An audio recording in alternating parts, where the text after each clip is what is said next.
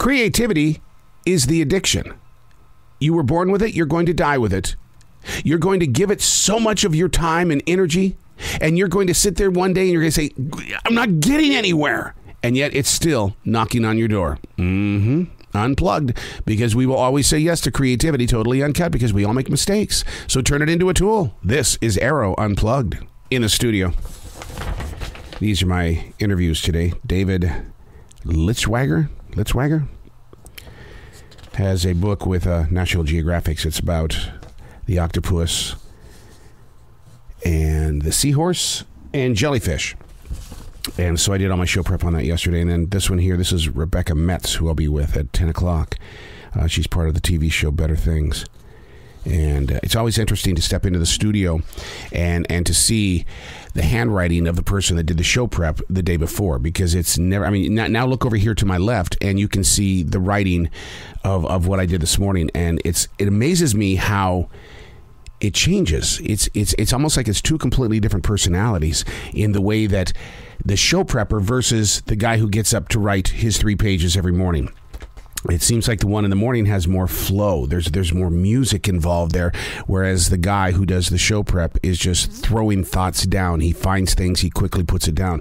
Have you ever studied your handwriting that way? Because, I mean, I'm not the only one who has gone through this or goes through this on a daily basis, but it's very interesting that as a writer, you find yourself in positions of constant change. Now, I am not jealous of those who can put their fingers on a computer keyboard and put words out. I just wasn't trained that way, and that's the way that Julia Cameron of The Artist Way kind of really puts out there. Use your own handwriting so you can get your own body involved in your places of thought. Get everything about you onto that page, because if you're just typing away, it's just your fingers moving, and it's not a judgment call. It's just that I find it fascinating to see that there are two different styles of handwriting that are currently right here in front of me.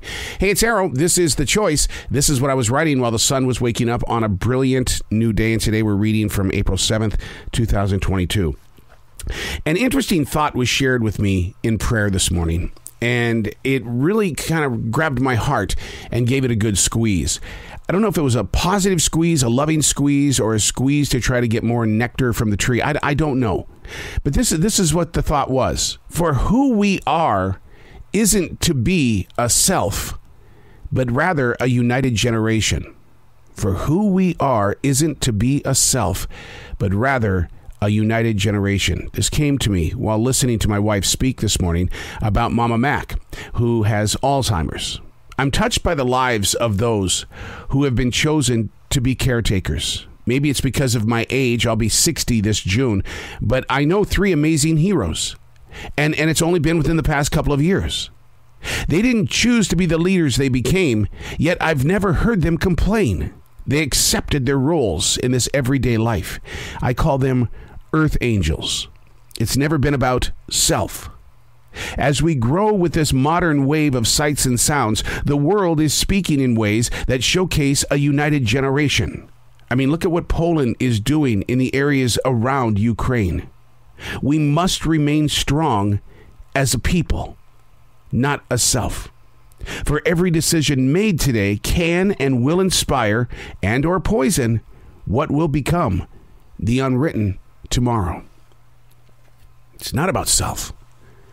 It's about outreach. It's about community. It's about getting together and creating smoother paths for those that are in rugged times. But how do you get to that place? Is it running off to a church and instantly joining? Well, what happens there is, and I'm guilty of that, is that I did go and run to my church, and I was actively involved every day, until I became religiously burned out. Have you been there? Have you experienced that in your own life? It's not about self. It's about a united generation. But you've got to be able to do it in the way that your mind, body, and soul accepts what you are doing, because you can get easily burned out. I see it all the time with martial artists. I see it all the time with radio people and podcasters. They do. And then I can't breathe because they did it so much that they strangled their dreams, their ambitions, their goals. It's not about self. It's about a united generation. But you can overdo what you want to do. And to break free of that wall, you've got to do it one step at a time. Now, how did I break that situation where I was religiously strangled because I was just constantly giving with the outreach programs?